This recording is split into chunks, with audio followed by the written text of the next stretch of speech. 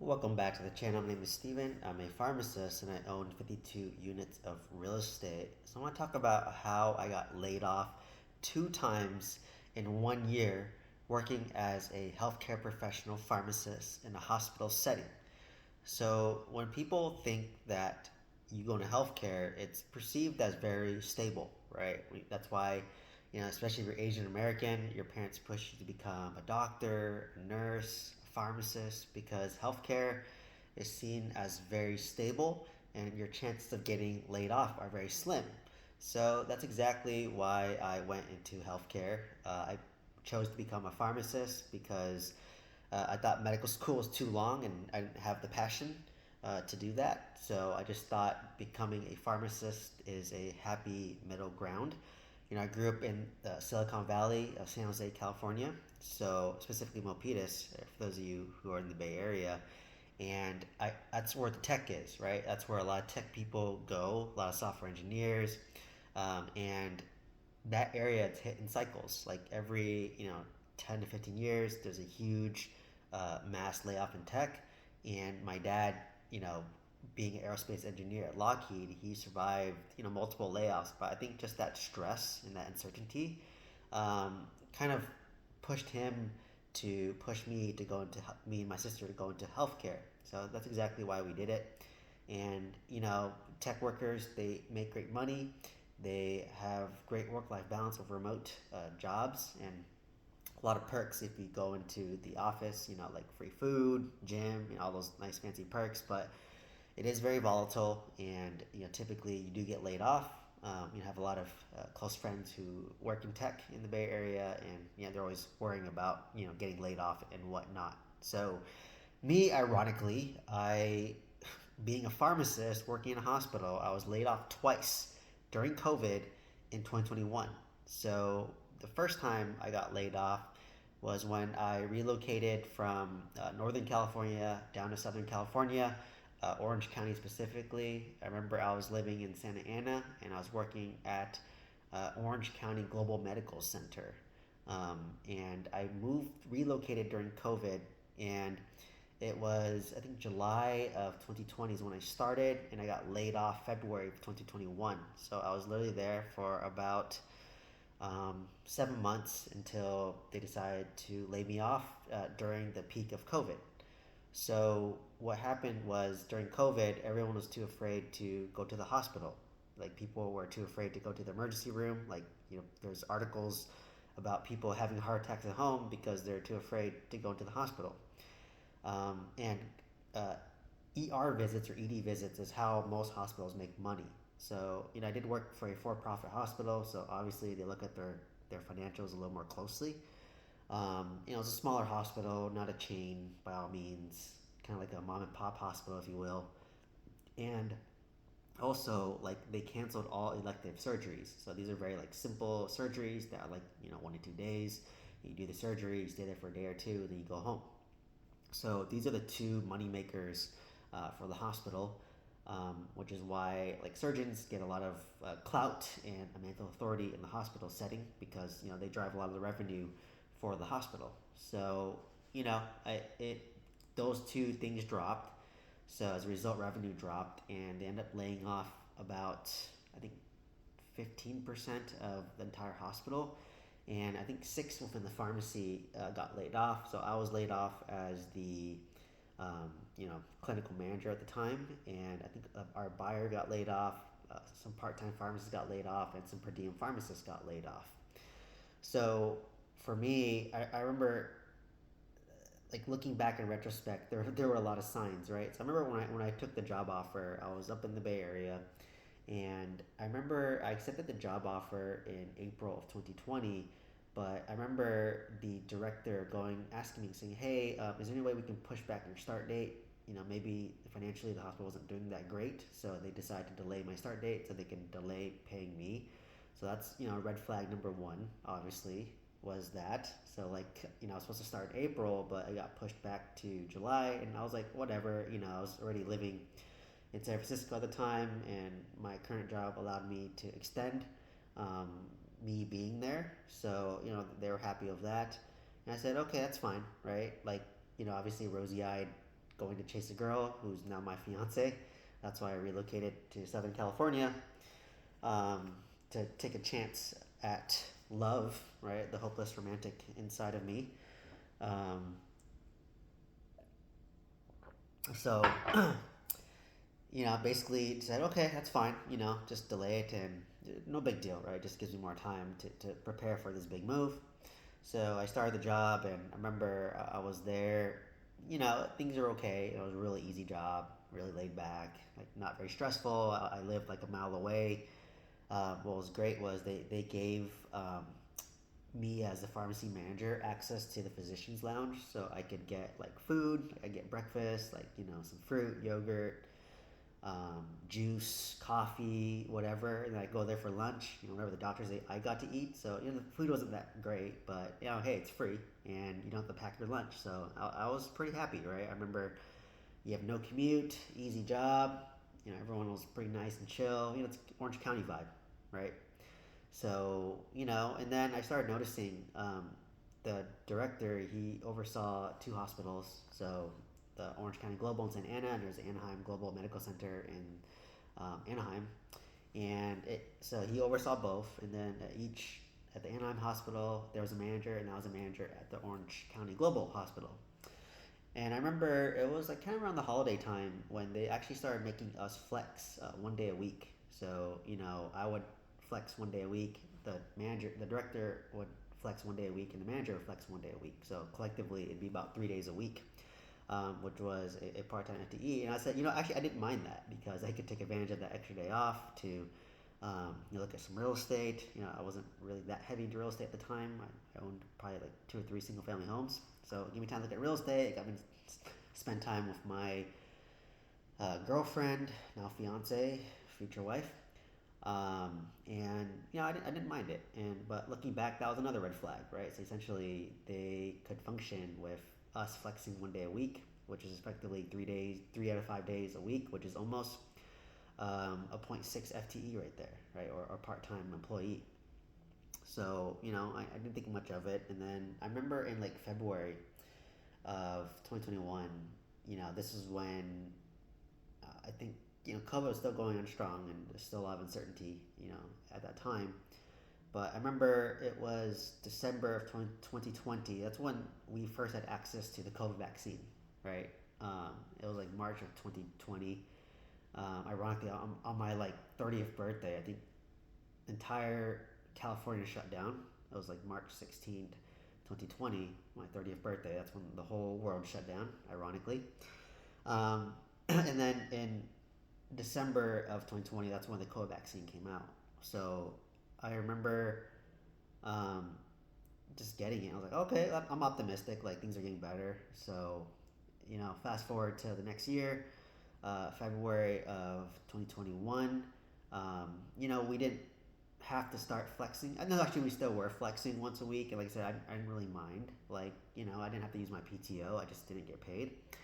So I was okay with that. And then, I noticed that we were getting credit hold on a lot of the bills. So we buy our drugs through a large wholesaler called Cardinal. Like they're one of the big pharmaceutical wholesalers. And I noticed that the bill, they kept on withholding our drug order because we had past bill dues or past due on bills for the hospital. So, once again, I was like, that's kind of interesting. It's kind of a red flag. Didn't think too much of it. And then I remember exactly this day, clear as mud.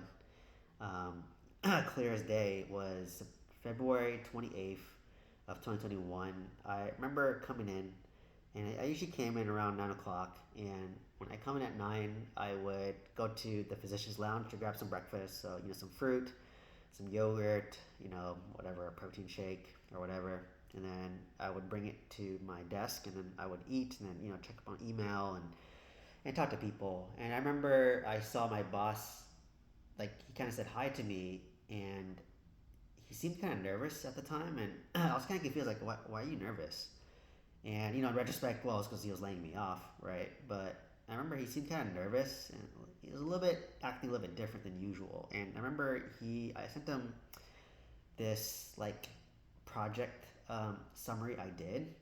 It's for medication safety. So I did this kind of like annual review of medication safety for the entire hospital. And in it, I kind of summarized, like, hey, what do we do to make the hospital a safer place for the patients?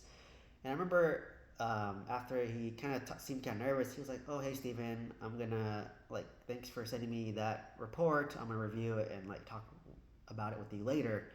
And then I remember when he said later, his voice like completely cracked. Like it sounded like he was about to cry or whatever, right? And I was like, "Huh, that's kind of weird."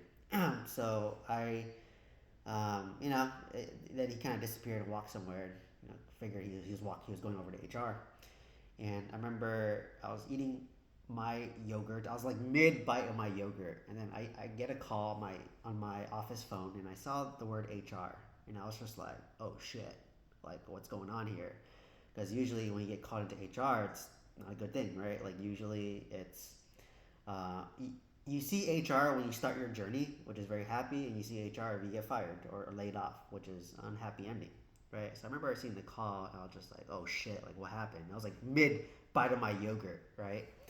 And I just remember like, oh shit, like so I walked. They said, hey, it's the HR manager. I'm here with Matt, your director, and I was just like, oh shit, like what's going on, right? Like already my red flags are flying all over the place. Like he was kind of weird this morning, a little bit nervous.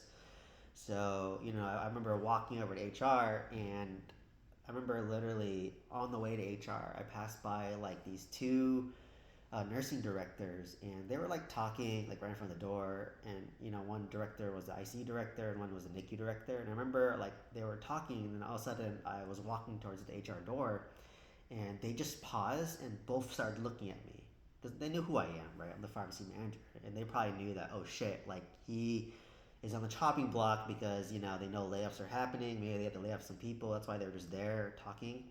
And I remember they just paused, looked at me, and then looked back at HR real quickly. And I was just like, oh shit, this another not great omen here. So I walk into HR. They basically say, hey, just have a seat. And then all of a sudden, I get ushered into this room where there's the HR manager, and then I see my director there. And I remember thinking like, oh wow, oh shit, this is happening. So they sit down, and then I remember the director was sitting in the corner. He was like kind of squeamish, kind of nervous, um, look on his face, and then the HR manager was the one mostly talking to me. And she doesn't really know me, so she could be a lot more cold and ruthless. But I remember she just saying, hey, unfortunately, we're going to have to lay you off. And they hand you this packet. It's usually this white packet which has like, how do you get your health benefits, and then here's your final paycheck, PTO cashed out, and then you have to sign some paperwork. And then I remember I just was like in disbelief. And I remember at the end, the HR manager asked me like, so how do you feel?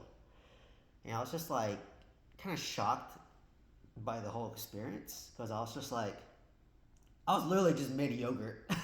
I was literally just sitting in my office eating a freaking yogurt, right? Like just trying to eat my breakfast, catch up on emails, and just got thank you for doing this report. And I was just like, I just told her, I'm like, well, like in my mind, I already knew. I'm like, well, like, is she expecting me to get angry? Is she expecting me, like, what response is she expecting me to say? I think she only just asked that because it was a kind of awkward, intense situation. So maybe it was just kind of like to break the air, to break the tension. But I remember, like, I was like, well, like, a business decision was made, and nothing I will say will change that. So I don't really have anything to say, really. And I remember both of them were just like so shocked, like, what the heck? I'm like, yeah, like, what do you expect? In my mind, I'm like, what do you expect me to say? Like, you made a decision, I got chosen, I get it. I'm a newer manager, probably a little more expensive because I had more experience. So, it's an easy decision. Like, getting laid off is like throwing darts at a board, right? I didn't necessarily agree with it because I thought that because I had more skills, because I had more experience, like, if you were to keep one manager, I felt like I should have been the one to be kept, right? Versus the one manager that had less experience but was here longer.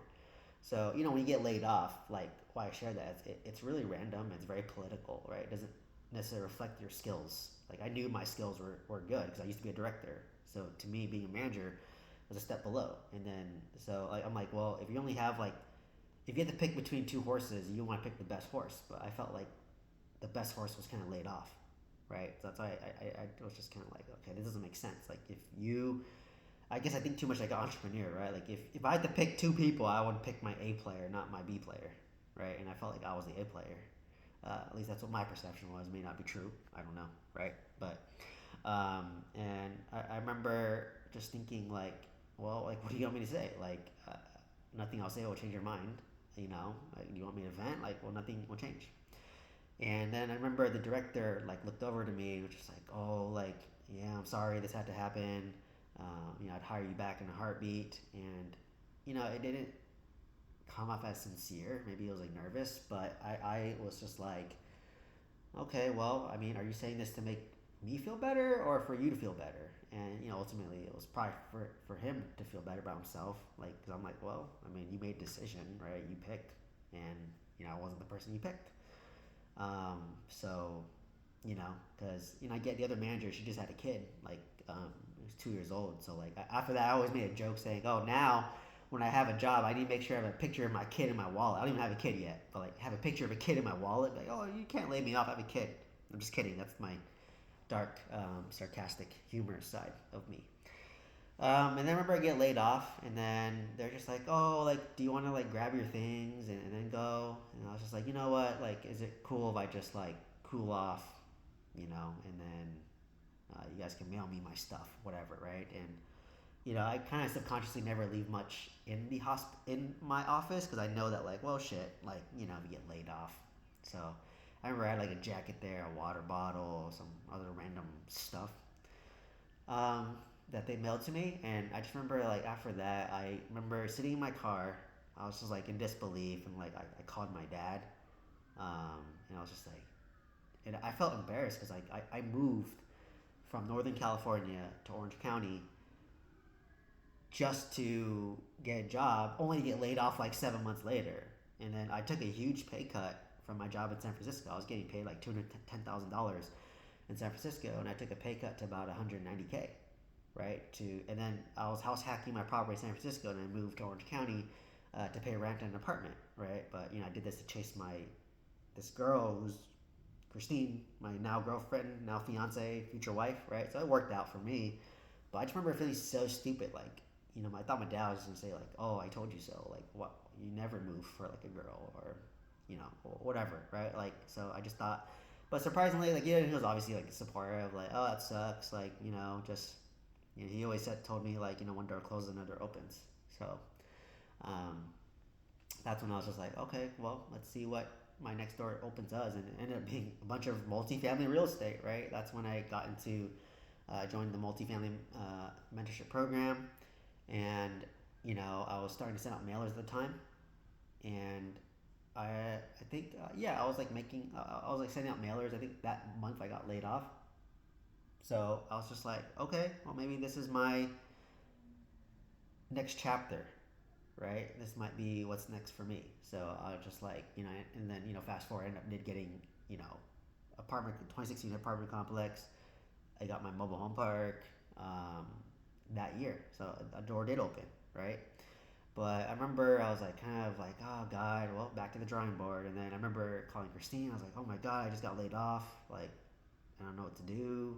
Like, it's hard to get a job in Southern California because it's just so competitive, and it's just very very competitive in Southern California. You have to like know people. It's like not what you know till unfortunately.